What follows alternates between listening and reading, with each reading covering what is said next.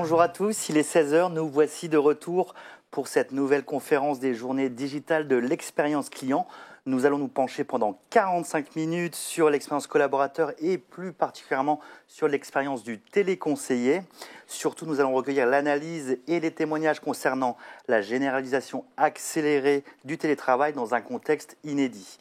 Et nous débattrons justement sur l'avenir de ces nouvelles mœurs de travail, sur le télétravail, excusez-moi. Nous accueillerons pour traiter de ce sujet Charles Arjaliès. Bonjour, vous êtes directeur projet stratégique FSM marché francophone chez Téléperformance. Charles, bonjour. Bonjour. À vos côtés, Dominique de Valence, CCO, directrice commerciale et marketing FSM marché francophone. Bonjour Dominique. Bonjour à tous. J'ai bien prononcé votre... C'était parfait. D'accord, parfait. Et enfin, nous avons le plaisir d'accueillir juste à ma gauche Alain Moriès, anciennement DRH de Coca-Cola, Danone, Metal Europe, Poché et co-président du club Agora des directeurs des ressources humaines. Bonjour Alain. Bonjour Geoffroy. Alors Alain, permettez-moi de commencer avec vous. On va tout de suite se pencher sur votre expertise de DRH. Comment voyez-vous les pratiques du télétravail dans les mois à venir? Quelles grandes tendances vous pouvez observer par rapport à votre expertise, à votre métier de DRH? D'accord. Alors, pour commencer, je vous propose peut-être de considérer la période que nous venons de passer. Et je prendrai avant le 17 mars, qui était, pour démarrer, donc la période où le travail en présentiel était la norme, était la règle, et le télétravail plutôt l'exception. À partir du 17 mars, nous sommes rentrés dans une période de confinement. Et là, le travail présentiel s'est adressé tout d'abord aux activités essentielles. Alors, bien sûr, le personnel soignant, mais aussi la police et un certain nombre de secteurs. Et puis, des usines qui étaient dans la production donc, pharmaceutique ou l'alimentaire. Voilà. Ça, c'était vraiment ceux qui devaient continuer à se déplacer pour venir travailler. Et là, le télétravail est devenu la norme pour un certain nombre d'autres travailleurs. Donc, la deuxième grande catégorie, avec des personnes qui étaient soit à 100% en télétravail, soit à temps partiel.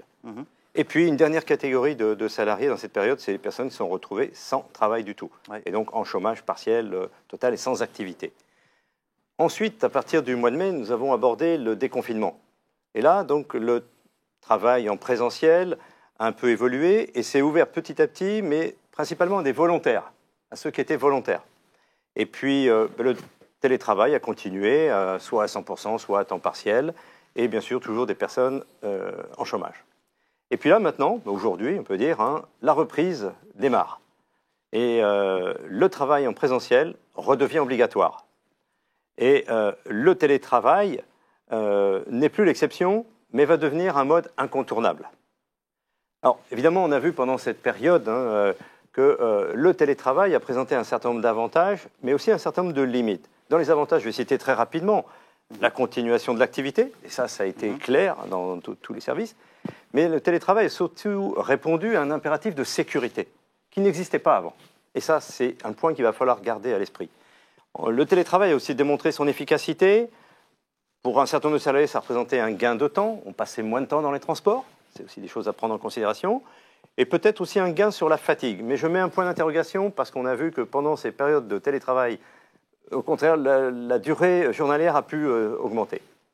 Et en côté, je dirais, plutôt négatif, ou dans l'aspect limite donc, du télétravail, on a pu noter le risque de perte de lien, qui a paru plus évident que jamais. La diminution de l'engagement, c'est un point qui est relevé par beaucoup d'entreprises, beaucoup de DRH. Et puis surtout un problème fort, qui n'est peut-être pas perçu par tous, mais le fait que les jeunes, dans l'entreprise, ont besoin d'un accompagnement. Et quand vous êtes en télétravail, cet accompagnement ne peut pas se faire.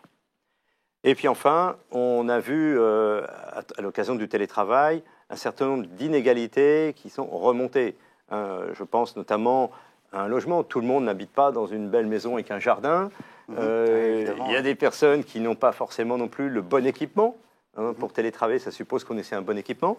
Et puis, ça dépend aussi de la composition de la famille, avec ou sans enfants. Et je ne parle pas du climat au sein de la famille, avec toutes les violences domestiques dont on a parlé ces derniers temps.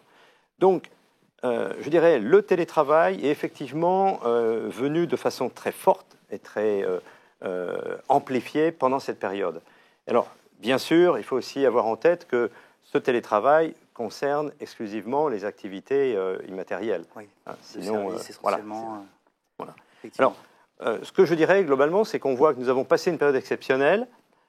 Il y a des enseignements à tirer, on y reviendra, mais je pense qu'aujourd'hui, il n'y a pas de modèle dessiné sur le télétravail.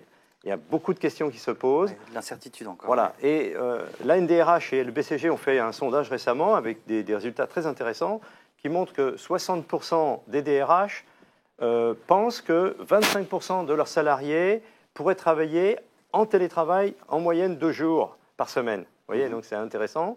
Et seulement 10% d'entreprises qui envisagent que 75% de leurs salariés travaillent plus souvent, vous voyez, en télétravail. Donc, vous voyez, donc ça, on voit qu'il y a des grandes marges de manœuvre qui seront à l'initiative des entreprises. Donc c'est beaucoup plus, mais pas tant que ça finalement. Non. On y va à tâtons. J'espère en tout cas que les propos de Dominique et Charles vont permettre de voir un peu plus clair sur les pratiques du télétravail. Avant de donner la parole à Dominique, je vais un peu contextualiser Téléperformance en quelques mots. Donc d'abord pour information, très récemment Téléperformance a fait son entrée au CAC 40, félicitations.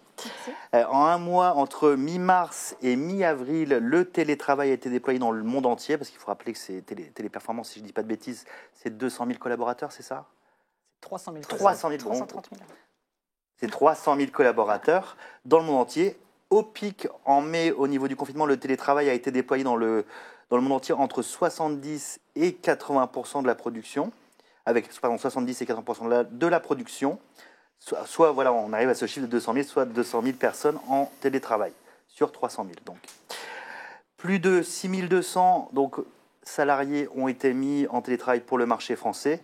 Et aujourd'hui, toujours pour ce marché français, tous les centres sont ouverts au Maroc, en Tunisie, à Madagascar, et les réouvertures sont progressives en France. Près de 60% aujourd'hui des équipes sont toujours en télétravail. Dominique, je crois savoir que vous discutez actuellement avec pas mal de vos clients. Donc, quel est le contexte de Téléperformance chez ses clients et sur ce sujet ô combien discuté du télétravail? Donc c'est vrai, Geoffroy, nous discutons énormément avec nos clients actuellement et nous écoutons également les perspectives du marché. Et il est clair que les mentalités ont énormément changé depuis la crise. 90% de nos clients ont basculé très rapidement en télétravail et 80% d'entre eux estiment que le télétravail va perdurer au-delà de la crise sanitaire. Nous avons été très étonnés de voir que finalement toutes les géographies étaient concernées et que certains pays que nous pensions moins adaptés au télétravail, finalement, allaient continuer le télétravail, comme Madagascar, qui est un des pays pour lequel nous opérons. La question majeure aujourd'hui chez Téléperformance reste le poids que cela va représenter dans l'avenir, car c'est une véritable inconnue. Très grosse question. Très grosse question. Donc nous estimons ce poids entre 30 et 50% du dispositif global. Vous voyez, la fourchette est quand même assez large. Et ce, en fonction de nos clients, car nous opérons pour nos clients et en fonction donc des contrats, la donne change. Il y a également beaucoup de questions qui se posent aujourd'hui. Qu'est-ce que le télétravail peut apporter à nos clients, à leurs consommateurs, mais également à nos collaborateurs? Quel type de télétravail mettrons-nous en place demain? Est-ce que c'est un télétravail à 100% ou un mix entre home office et travail en entreprise, toujours pour conserver ce lien dont vous parliez tout à l'heure, Alain? Et enfin, quel type de population parmi nos collaborateurs actuels et futurs seront les plus appétents au télétravail, mais surtout, je dirais, se sentiront le mieux dans cette activité en télétravail? Pour répondre à toutes ces questions, nous avons mené, un petit peu comme la NDRH, des enquêtes auprès de nos collaborateurs. Nous interviewons énormément nos clients et puis nous mesurons de très très près la satisfaction de nos consommateurs. Très bien, très bien. Et justement sur la partie opérationnelle, Charles, si on transite un peu sur le côté, qu'est-ce qui a été mis en place chez vous? Visiblement, d'après vos données, il y a eu des bénéfices clients par rapport à cette mise en place du télétravail. Est-ce que vous pouvez nous expliciter un peu quels ont été les bénéfices? Alors, j'en citerai 4 cet après-midi, bénéfices. Le premier qui vient immédiatement à l'esprit, c'est évidemment la continuité de service dont parlait Alain.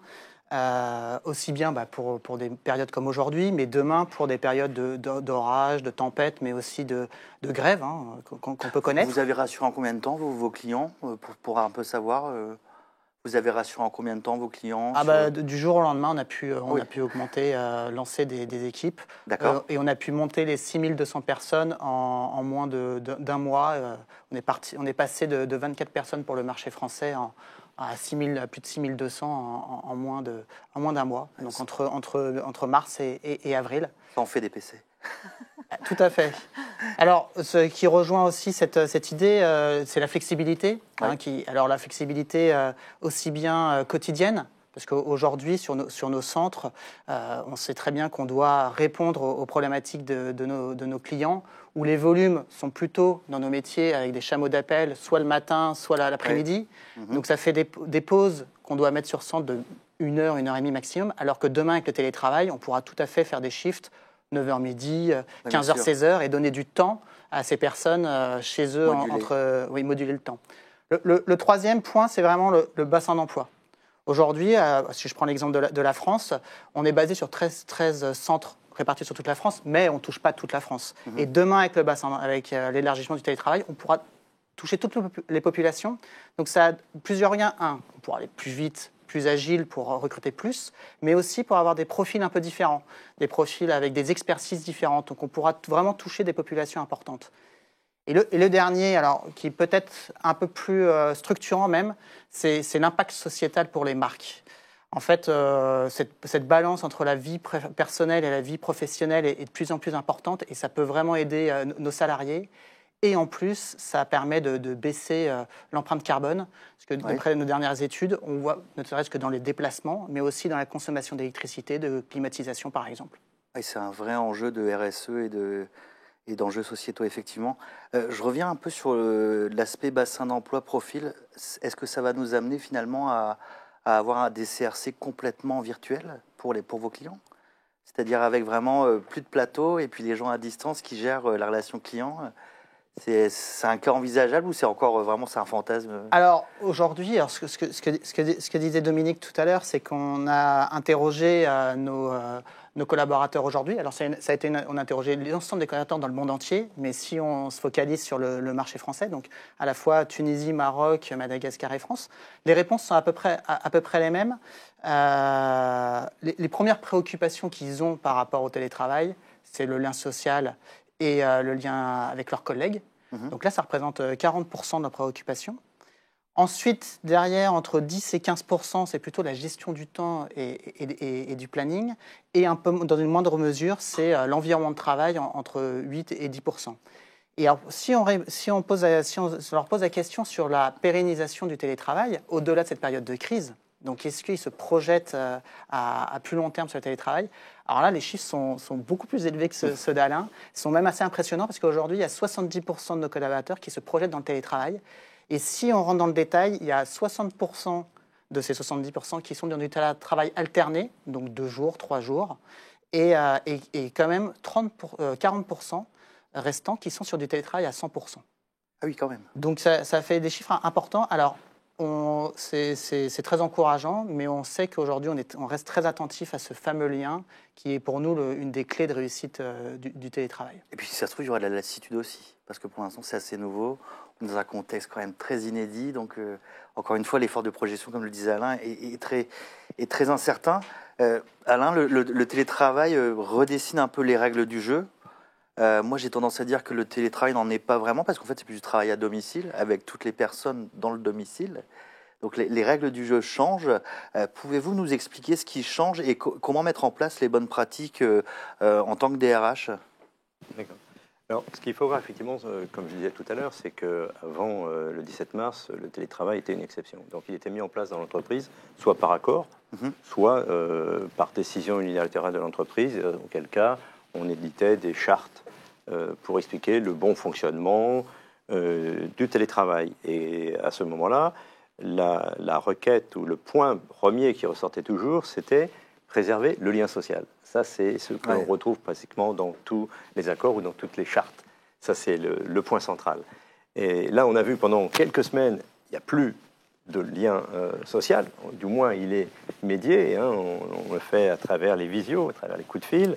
Et donc, ça repose forcément la question maintenant de l'organisation qu'on va devoir reprendre.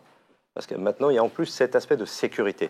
Donc, ça veut dire quoi? Ça veut dire que déjà, dans l'entreprise, il va falloir continuer avec les partenaires sociaux, hein, donc continuer le travail qui a été fait, parce qu'il va falloir certainement aménager, continuer d'organiser ce travail. Et on l'a vu même pendant cette période de confinement, il y a beaucoup d'entreprises qui ont continué soit à négocier, soit à consulter leurs partenaires sociaux. Il y a des accords qui ont été passés, il y a des accords salariaux qui ont été passés également, hein, pendant cette période. Donc ça veut dire qu'on a été amené par la force des choses à travailler autrement. Oui. Mais là, c'était sur une période limitée, bien donnée.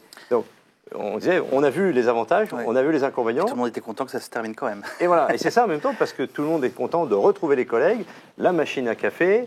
Moi, j'ai travaillé avec mes étudiants aussi. Eux-mêmes disaient qu'ils étaient contents de revenir dans l'entreprise. Ils sont en alternance, de retrouver les collègues, parce que par moment, tout seuls dans leur maison ou dans leur chambre, c'était un peu compliqué, quoi. Donc aujourd'hui, c'est déjà s'assurer qu'avec ses collègues au sein donc de la direction, parce qu'on n'est pas toujours forcément d'accord, au sein d'un même comité de direction. Je peux même vous dire, quand chez Pochet, on a négocié notre accord qualité de vie au travail, y compris dans mon équipe, j'avais des personnes résistantes ou réticentes à l'idée du télétravail. Et donc, on avait fixé une norme, hein, qui était même pas 2 jours par semaine, hein. Ça paraissait à l'époque énorme. Mais aujourd'hui... La crainte était liée justement à la perte de lien social, essentiellement? Oui, principalement ce point-là. Et puis pour les partenaires sociaux aussi, négocier, discuter à distance, à travers les visios, c'était quasi inenvisageable. Oui, j'ai fait une réunion, ça s'est bien passé, ils ont accepté de le faire, mais ils ont dit, bon, la prochaine fois, on fera autrement. Oui. Et là, beaucoup d'entreprises sont rentrées dans ce modèle. Donc, il y a une demande, on l'a vu, alors qui va concerner bien sûr les entreprises, parce que ça, on a vu l'intérêt de pouvoir poursuivre son activité. Ça intéresse les salariés aussi, parce qu'on a vu moins de fatigue, moins de transport, oui. Mais ça intéresse aussi la collectivité, hein. Il y a moins de monde sur les routes, moins de monde dans les transports publics. Donc, même une fois le problème du virus passé, restera l'intérêt RSE d'avoir une vie un peu différente. Alors c'est très parisien de dire ça, mais d'après des experts de Keolis et d'ADP, on était à un mois d'août au mois de mai, au niveau des transports parisiens. Donc c'était pas si désagréable que ça. Charles, il paraît que vous avez eu pas mal de chiffres justement pour exprimer comment on ressentit, quel a été le ressenti des salariés vis-à-vis du télétravail. Vous pouvez un peu nous expliquer justement quel a été le sentiment d'acceptation, comment ils l'ont vécu? C'est ce que je vous disais à l'instant. Ils l'ont plutôt très bien vécu, à la fois dans l'environnement de travail, hein, alors qu'on aurait pu penser qu'il peut y avoir des freins par rapport à ça. Très peu de personnes ont fait des retours par rapport à ça. Aujourd'hui, il y a uniquement 15%, ce qui paraît faible pour nous, qui disent non, moi je veux revenir sur centre, le télétravail, c'est pas quelque chose qui me va. Il nous parle de ce lien, hein, je vous donnais les chiffres juste avant, mais tous sont très encouragés et très motivés pour pouvoir rester en télétravail. Maintenant, franchement, c'est savoir quel est le poids. Est-ce que c'est 100%? Est-ce que c'est en alternance? Et quel sera le poids final? Et ça, ce qui est assez impressionnant, c'est que ce n'est pas que pour la France, c'est pour toutes nos géographies. Que ce soit au Maroc, en Tunisie et à Madagascar, on a trouvé des solutions et aujourd'hui, beaucoup se plaisent dans ce télétravail. Donc on a des chiffres un peu plus élevés, voilà, quand on interroge. Mais alors ce qui est aussi, ce que disait Alain, c'est qu'on est dans une entreprise immatérielle et donc du coup très adaptée à ce type d'organisation, parce que nos métiers s'adaptent bien à du travail à distance. Et donc c'est pour ça que logiquement ces chiffres sont plus élevés. Oui. Et vous êtes dans les 10% justement des entreprises qui envisagent d'avoir un temps partiel plus important que 2 jours par semaine. Oui, donc c'est ça. Chaque entreprise va en fait définir ses besoins par rapport à son activité. J'évoquais tout à l'heure la problématique du collectif. Quand vous êtes dans une entreprise avec des activités immatérielles à 100%, effectivement, ça s'y prête bien. Et quand vous êtes dans une entreprise industrielle, et moi j'ai souvent défendu le monde industriel parce que j'ai travaillé toujours dans le monde industriel, vous avez des collègues qui viennent tous les jours à l'usine, ils sont au pied de la machine. Vous avez des personnes qui sont dans les bureaux, et vous savez, des fois, les images des personnes dans les bureaux n'est pas très positive quand on est dans l'atelier. Et en plus, demain, si on leur dit, vous avez des collègues en plus maintenant qui travaillent de chez eux, vous voyez, on va avoir un collectif à gérer dans lequel il va falloir s'assurer de la cohésion et respecter un certain nombre de règles, montrer qu'il n'y a pas de gens favorisés ou privilégiés. Voilà. Mais que chacun va apporter sa pierre à l'édifice en fonction de ses compétences. On parle beaucoup de lien social aujourd'hui, de qualité de vie au travail, mais je crois que Dominique, en fait, c'est une démarche plus globale dans laquelle s'inscrivent en fait cette démarche de télétravail. Est-ce que vous pouvez me dire un peu quelle est justement la philosophie de Téléperformance sur le sujet finalement ? Tout à fait. C'est vrai que pour nous, la mise en place du télétravail a répondu à 2 priorités. D'abord, le maintien de l'emploi pour nos collaborateurs dès le 17 mars pour les rassurer et également nous assurer et leur garantir la santé et la sécurité. Oui, bien évidemment. Voilà, c'était vraiment 2 impératifs, mais je crois que c'est des impératifs de toutes les sociétés de par le monde. Alors, au-delà de ces 2 impératifs, Téléperformance a quand même réussi à concilier performance économique et bien-être de ses collaborateurs. Nous avons démarré l'année 2020 dans un contexte très favorable. Nous sommes numéro 1 de la relation client de par le monde. Le groupe vient de rentrer dans le CAC 40. Ça nous donne quand même des responsabilités également vis-à-vis de nos collaborateurs. Donc, ça a vraiment conforté notre approche de responsabilité sociétale, d'entreprise d'excellence. Et nous avons eu la chance d'être, je dirais, reconnus avec de nombreuses distinctions. D'abord, la distinction et la certification Kincentric 2019 pour le Maroc et la Tunisie. Nous avons le label Best Place to Work pour le Maroc, la Tunisie et depuis 2020 pour Madagascar. Nous sommes très fiers du travail des équipes pour obtenir ce label.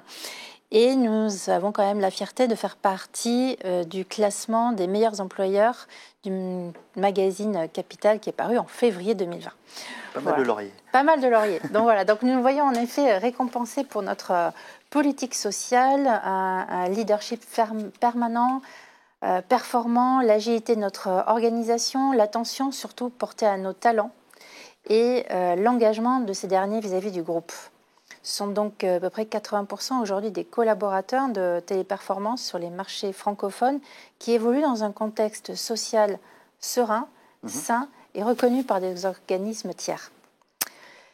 Aujourd'hui, le groupe donc, a cette fameuse responsabilité qu'il avait déjà auparavant, mais qui a été encore plus intensifiée avec l'entrée au CAC 40, d'être un acteur de référence et de qualité pour nos collaborateurs.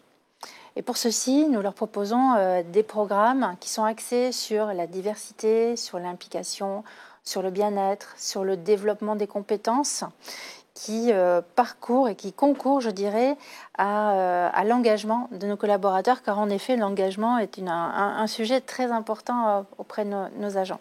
Vous savez, nos collaborateurs sont vraiment l'atout le plus précieux de notre entreprise, car c'est certes une société qui est de plus en plus digitalisée, mais l'humain est vraiment au cœur de notre ADN. Et light touch, cette bienveillance est vraiment quelque chose de permanent et qui nous motive tous en tant que managers.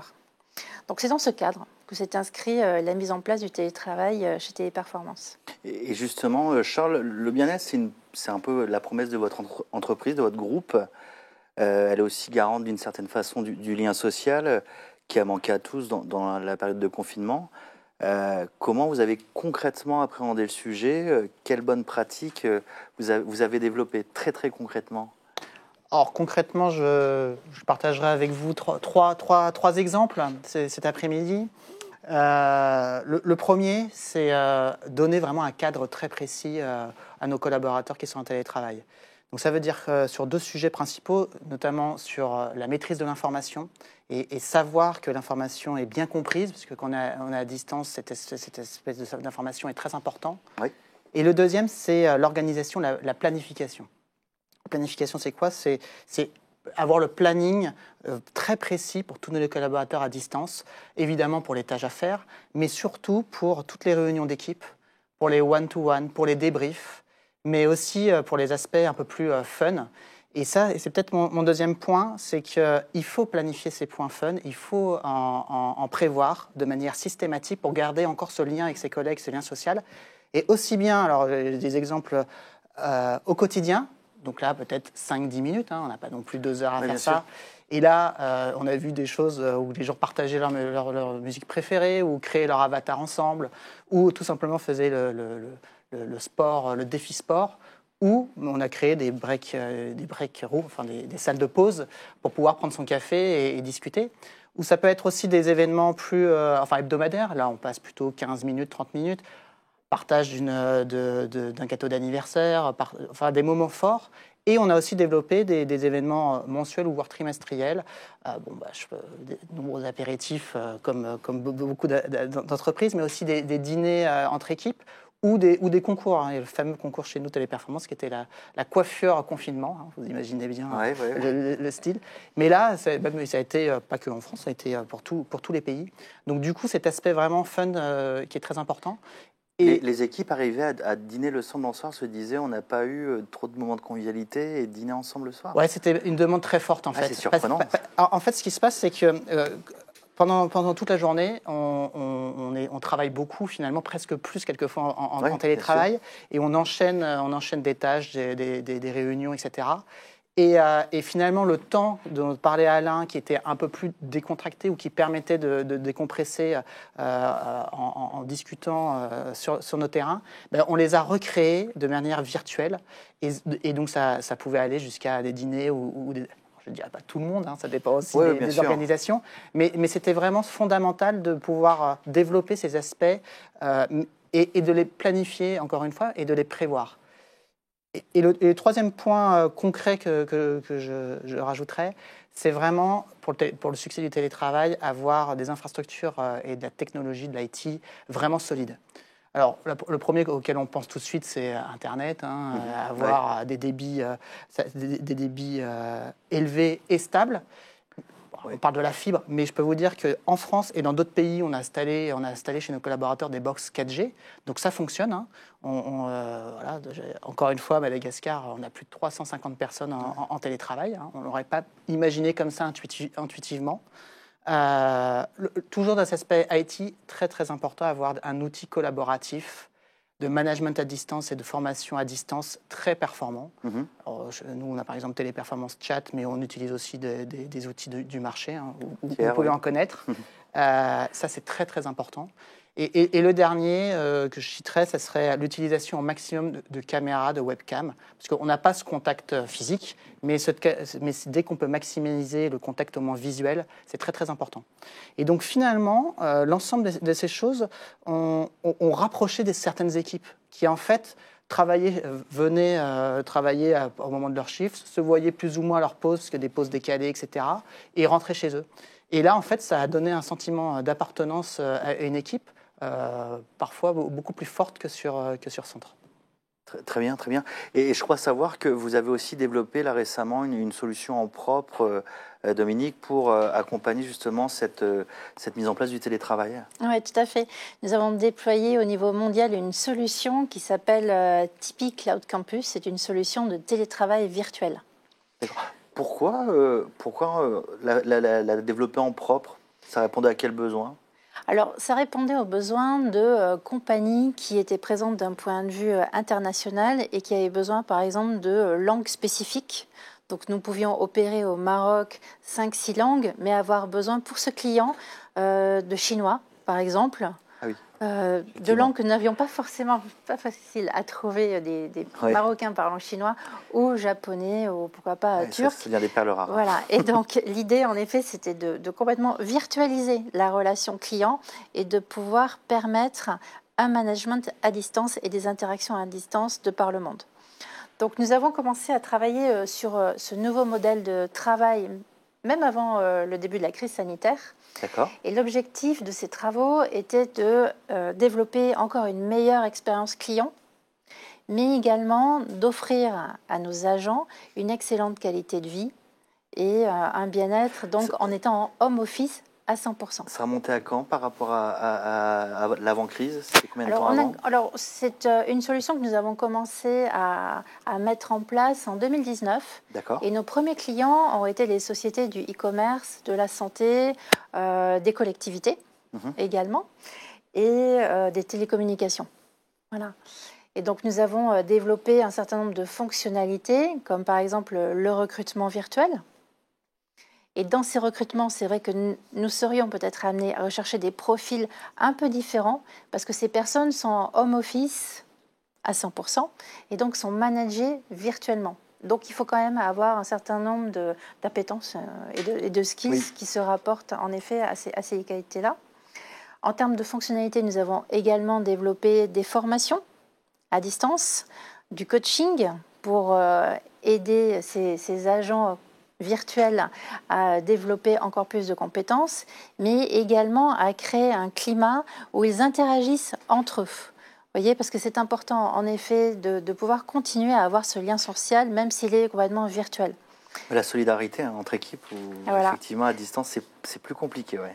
C'est pour ça qu'on a développé des formations à partir de gamification, de divertissement, où il y a des compétitions entre les agents et où ils apprennent au fur et à mesure, en pratiquant des jeux, dans lesquels ils découvrent toutes les bonnes pratiques de téléperformance en matière d'accueil, de réponse aux consommateurs, mais également ils connaissent parfaitement le produit ou le service proposé à nos clients. Donc finalement, on se rend compte que le télétravail oblige un peu les entreprises à adopter les codes qu'ont adopté le e-learning ou les startups de l'EdTech, où on se dit gamifier est une voie royale en fait pour garder les gens en forme et engagés. Quoi. Exactement. Et on a vu que dans ce contexte, les gens étaient extrêmement épanouis. Ça leur permettait d'avoir un véritable bien-être parce qu'ils pouvaient tout à fait être chez eux, dans le pays de leur choix, dans la ville de leur choix, avec une organisation du temps de travail qui leur permettait d'aussi bien travailler, évidemment, de façon très carrée, très professionnelle dans un cadre, mais également de pouvoir profiter d'une qualité de vie sociale hors norme. Très bien. Je vois que le temps tourne à une vitesse incroyable. On va déjà partir sur un petit mot de conclusion avant de passer à la phase de questions-réponses.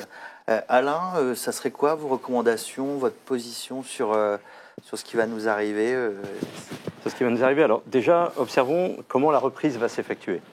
C'est encore un peu frais, parce que je pense que, comme je l'ai dit tout à l'heure, le virus est encore là, et le général Pierre de Villiers disait, on va devoir apprendre maintenant à faire les choses avec la mort au-dessus de nos têtes. Donc ça veut dire que c'est pas fini, mais ça fait partie de certaines opinions, on ne peut pas évacuer, et en tout cas pendant un certain temps, il va falloir donc travailler avec cette problématique-là. Et ça veut dire derrière, donc il va falloir rassurer. Il va falloir rassurer les salariés pour que progressivement ils reviennent au travail, ou aussi rassurer ceux à qui on va donner un cadre de télétravail plus important, dans le cas de téléperformance, et on voit que c'est pas un petit sujet. Donc là, ça veut dire que déjà, il va falloir avoir une forte cohésion au sein des équipes de direction pour déjà définir leurs besoins business, mais aussi écouter fortement les salariés. Alors, vous avez fait ce qu'il fallait faire, je dirais. Le questionnaire, c'est top parce que vous allez prendre le pouls des salariés. Qu'est-ce qui s'est passé? Comment vous avez vécu ça? Qu'est-ce qu'on doit faire demain? Et ça, plus que jamais, on va devoir être attentif. Parce que la peur est là, elle ne va pas partir. Il y a des gens qui vont avoir cette peur. Et donc, ça va prendre un certain temps pour rassurer les personnes. Il va falloir donc montrer par des actes. Et le premier des actes, ça va être d'écouter les salariés, d'écouter leurs besoins et de voir dans quelle mesure, après, on peut prendre en compte ces besoins.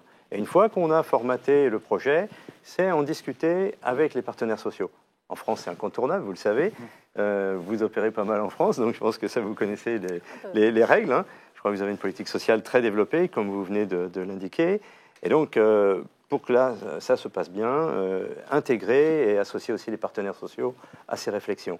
Et quand je dis rassurer, c'est pas rassurer comme le fait Trump qui dit venez à mes meetings, mais d'abord signez-moi une décharge au cas où vous seriez infecté. Donc ça, c'est pas du tout rassurant, vous voyez. Et donc le télétravail, oui, sera, comme je disais tout à l'heure, le cadre incontournable de demain, mais à moduler, à modérer en fonction de l'activité de l'entreprise. Merci Alain. Charles, pour compléter les propos d'Alain, votre vision, vous, de cette transformation? C'est ce que disait Dominique. On avait déjà démarré, on voyait bien la croissance du télétravail, particulièrement dans nos métiers qui facilitent. les choses. La crise a vraiment été un incroyable accélérateur et on a vu des entreprises qui étaient très frileuses, voire quelquefois opposées, maintenant qui embarquent ça vraiment dans leurs solutions. Donc aujourd'hui, nous, on est persuadés et on pense que ça va vraiment rester de manière pérenne et qu'on ne reviendra plus du tout en arrière. Ah oui, pour vous, là, c'est un new normal, quoi. Le télétravail, c'est un new normal. C'est le poids maintenant, suivant l'appétence au risque, suivant la flexibilité attendue, suivant aussi le positionnement des collaborateurs dans les entreprises, la balance vie privée, vie professionnelle qui guidera ce poids, mais c'est indiscutablement un point fort et qui restera... Donc une position forte et innovante chez Téléperformance. Dominique, pour conclure peut-être ? Alors, moi, je vais conclure avec un aspect plus business. Voilà. Allons-y. C'est normal, hein, c'est ma fonction qui parle. Moi, je pense que la proposition de valeur pour nos clients, c'est c'est la parfaite capacité que nous aurons à les accompagner dans la continuité de service. C'est également leur apporter une sécurité de données optimale et une flexibilité sans équivalent à une échelle mondiale. Voilà. Donc pour nous, en effet, le télétravail est une très belle opportunité avec la capacité d'interagir avec des agents de téléperformance à tout moment. Très bien, très bien. Ce sera le mot de la fin pour cette partie de discussion. On va maintenant aborder le moment de questions-réponses, mais avant, un petit jingle.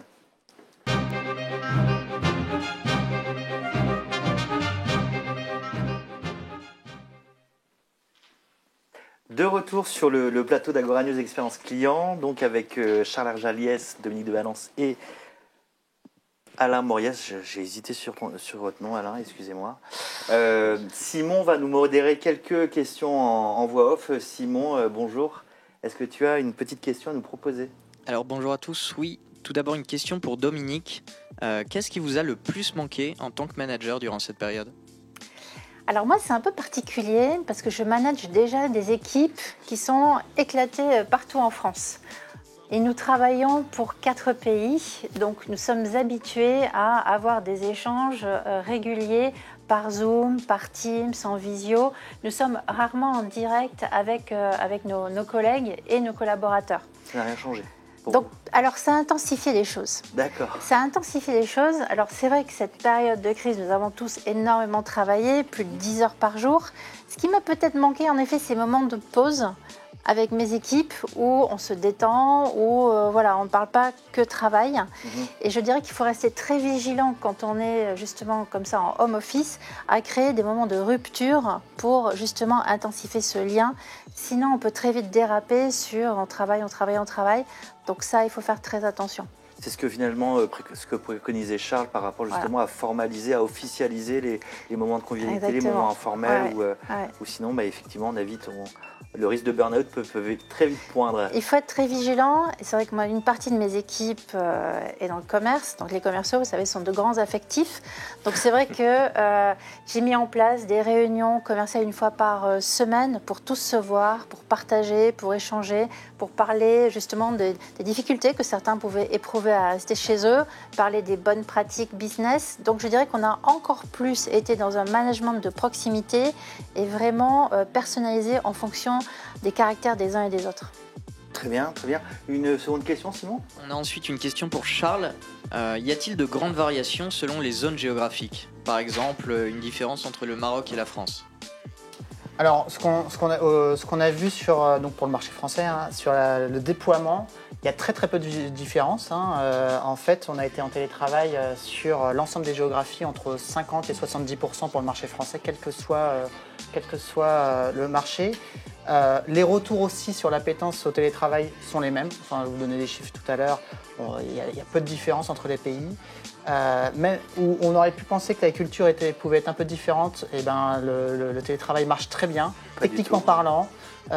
Les gens se sentent bien chez eux et sont pour faire du télétravail encore à long terme. Donc nous, on voit pas du tout de différence. Même dans des pays où on aurait pu penser où les infrastructures étaient moins développées, on trouve des solutions. Je parlais des box 4G tout à l'heure.